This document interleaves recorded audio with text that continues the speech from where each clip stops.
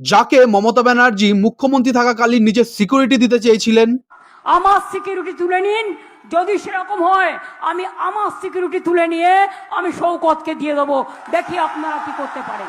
যাকে মমতা ব্যানার্জি সবসময় নিজের ডান হাত বলতেন, আমি যদি বাহাত হই শওকত আমার ডান হাত। এটা যাকে মমতা ব্যানার্জি সবার সামনে বলতেন যে তুই তো বোম বাঁধিস, গুন্ডাগিরি করিস, জীবনতলা কোনো বাস টার্মিনাল হওয়ার জায়গা?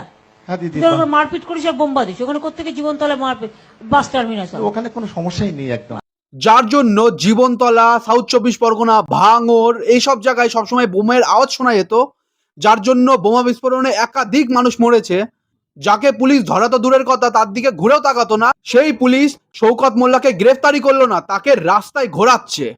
একাধিকবার তাকে সিবিআই ডাকে, একাধিকবার তাকে জেরা করার চেষ্টা করা হয়, কিন্তু তার মাথায় যেহেতু মমতা ব্যানার্জির হাত ছিল, তার দিকে কেউ আঙুলও দিতে পারতো না।